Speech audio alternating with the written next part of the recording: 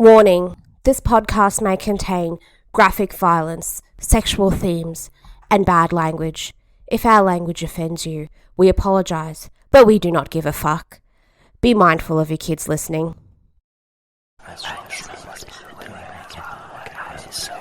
The Evil Never Dies podcast.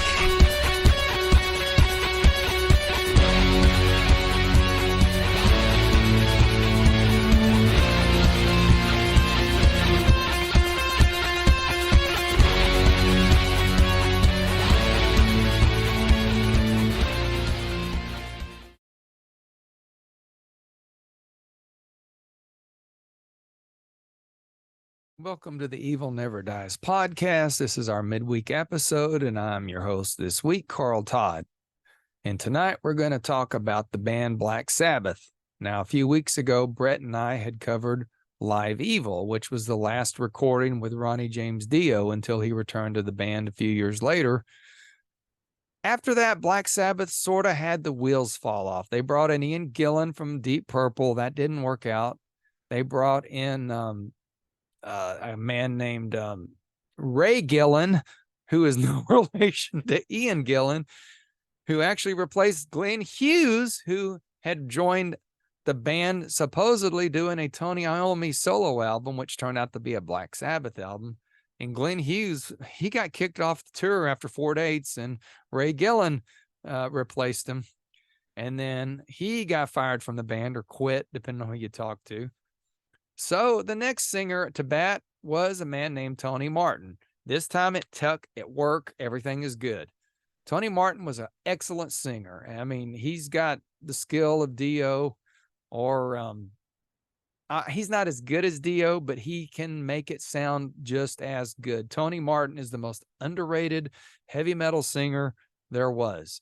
The problem with Tony Martin, he had no stage presence, and he just didn't have any charisma, period. Excellent singer. Besides Ronnie, I think he was the second best singer. I mean, I love Ozzy to death, but Ozzy was a front man. Ozzy's one of the best front men that ever lived.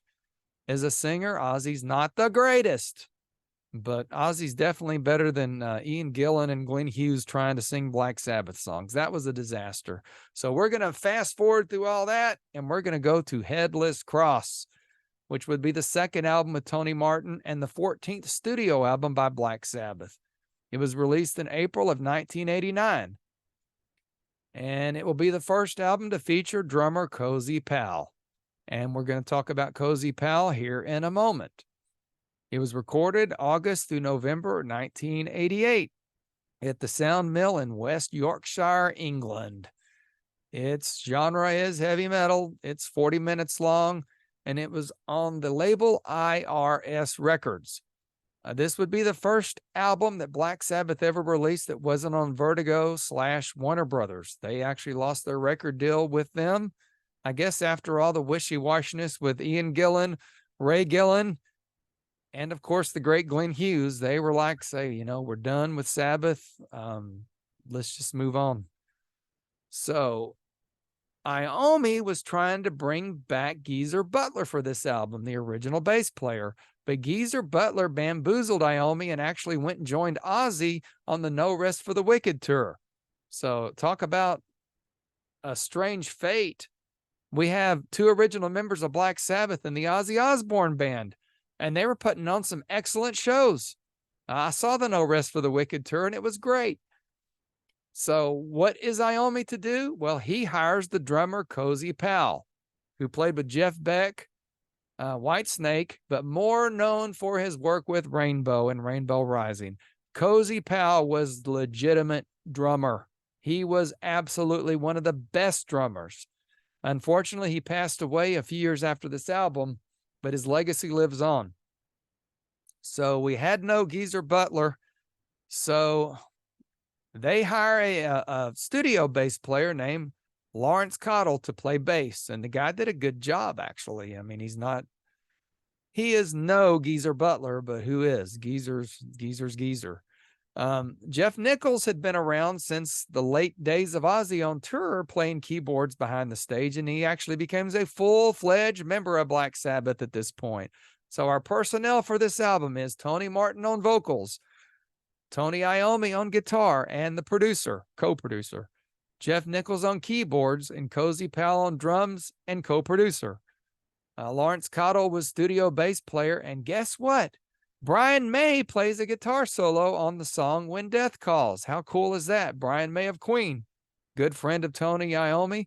Again, I think Iommi trying to bring a little bit of star power back to Black Sabbath after having all the wheels fall off several times. So, this album is predominantly lyrically full of occult and satanic elements, which is probably the first time in the career that the entire album is based on such ideas. You know, with Dio, it was more Dungeons and Dragons and rainbows and all that fun stuff.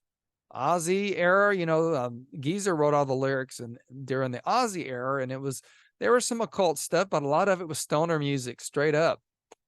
You know, those late 80s or late 90s albums, a lot of influence came from those Sabbath albums. When I'm talking about the grunge stuff, a lot of that doper Black Sabbath 70s stuff, it influenced a lot of the bands like Soundgarden and Alice in Chains. So those albums, while I'm not a fan of them, were very influential. So can't knock them too bad, but I'm not a fan of the late era Ozzy Osbourne. I love Ronnie. And then like I said, the whole Deep Sabbath or Purple Sabbath era, I was not too big on. But this is about Headless Cross. And this album, I'm a huge fan of. I think this is the best non-Dio or non-Ozzy album that Black Sabbath ever released.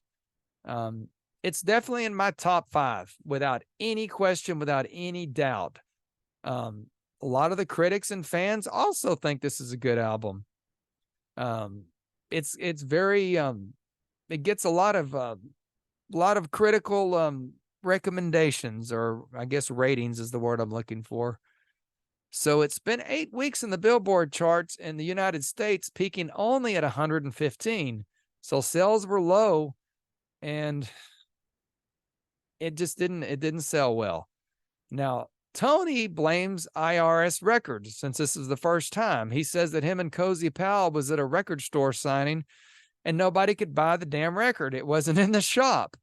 So I think that's an excuse, Tony. I just think that by this point, most people had gave up on Black Sabbath, except for me.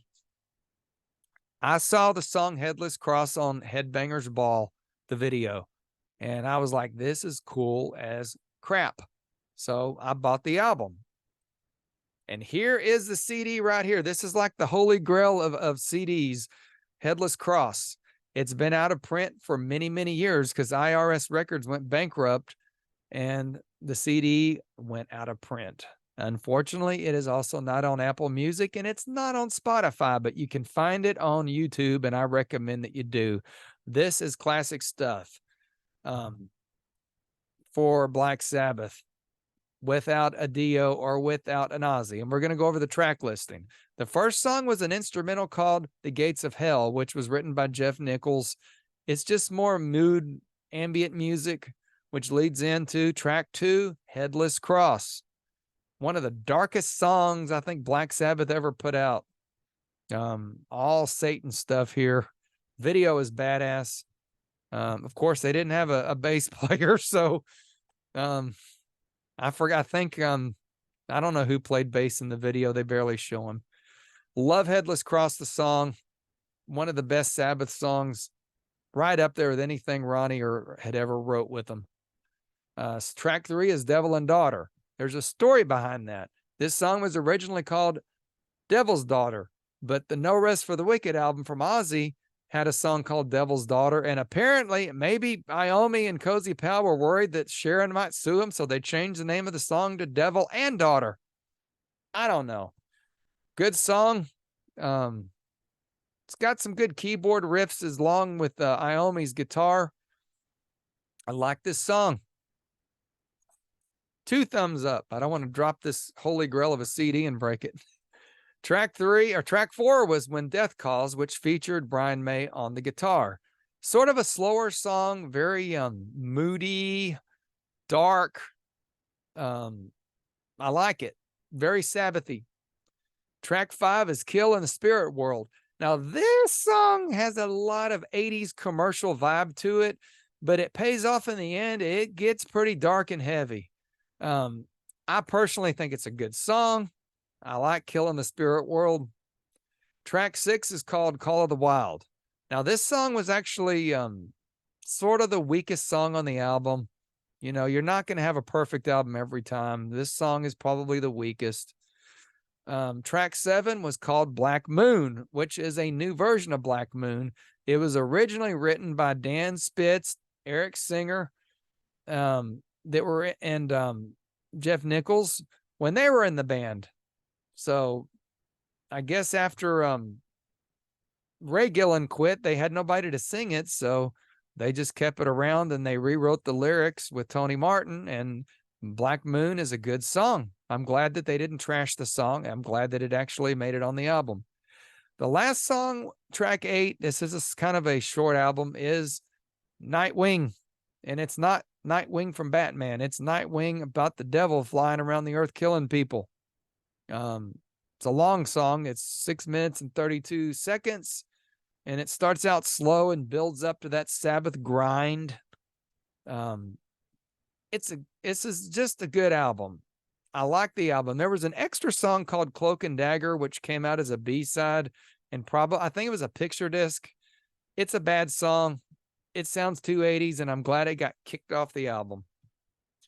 So, like I said, the album did not sell well in the United States, unfortunately. It did okay in the UK. It debuted at 31. It did really good in Germany. Actually came in at 18 on the German charts. So the tour is interesting. A very interesting tour because the United States part of this tour actually got canceled due to low ticket sales. I remember they were going to play at the Bronco Bowl in Dallas, Texas, and we didn't get to go. I don't know that we knew at the time it was low ticket sales, but now we know. We're going to talk a little bit about Black Sabbath on this tour. They actually played in Russia. That's right. Mikhail Gorbachev had opened up Western acts to play in Russia, and Black Sabbath was one of the first. And let's see. They actually brought Neil Murray on this tour to play bass. Neil Murray was actually formerly in Whitesnake and had been in Black Sabbath before. So he actually came in as the touring bass player, and I love Neil Murray. The Russia thing was weird. They actually taped this to be released as a concert. Well, I don't know that it was ever released. I never found it, but it is on YouTube, the entire show from start to finish. You need to look it up. It's called Black Sabbath Live in Moscow, 1989. You'll get to see Tony Martin and his brilliance as far as a singer and his not so brilliantness as a front man. Tony, he just didn't have the stage presence. He later changed his name to Tony the Cat Martin. That didn't help either, Tony. I love you to death, but when it comes to Ronnie and it comes to Ozzy, you got a great voice, but you're not Ozzy and you're not Ronnie. But anyway, they did play in Europe and this whole Russia thing, which was fucking bad. Oops, I said the bad word on here, Brett. You're going to have to beat me. I cussed on the midweek, so I can't get a PG rating. Sorry. But this album, we'll just say it, is fucking badass. I give this album a 4.5. It's one of my top 5. Almost said 15. It's one of my top 5 Black Sabbath albums of all time. I love it to this day. It's held up well. I've always compared this album to No Rest for the Wicked from Ozzy and Badlands, the debut album from the band Badlands, which featured Ray Gillen and Eric Singer, who had both been in Black Sabbath together. On the other end, No Rest for the Wicked featured Ozzy and not the album, but the tour, Geezer Butler. So I'm going to try to review those 2 albums at a later date because I kind of rank these 3 albums sort of together. I don't think there's anything else to cover on this. I think that does it. You'll have to find it on YouTube and look for the concert. It was really good. Brett said this was too commercial for him and he gave it a 3. So boo, Brett. You can go listen to those 70s Black Sabbath stoner albums, you and Alice in Chains. I hate the blast on Black Sabbath, but those last few albums with Ozzy, I just can't get into. The first 3 albums were brilliant. After that, yeah, not so good. I like Ronnie's stuff better. Check it out. Black Sabbath, Headless Cross, good stuff. Just because it's not available on YouTube or Spotify, on Spotify or Apple Music, it's on YouTube. Find it, listen. Let me know in the comments what you think. That's all I got for this. This has been our midweek episode. We'll be back Sunday with Bubba Brett. And check us out on social medias. And check me out at www.carltodd.com. You'll find the haunted house. You'll find the YouTube show and link to the podcast, as well as our group on Facebook. We have our YouTube, our Facebook, and our podcast all on my webpage. Well, I'm going to have to get out of here. I'm going to a Ranger game and I'm running late. So sorry to rush out of here, folks. Stay evil, and we'll talk to you Sunday.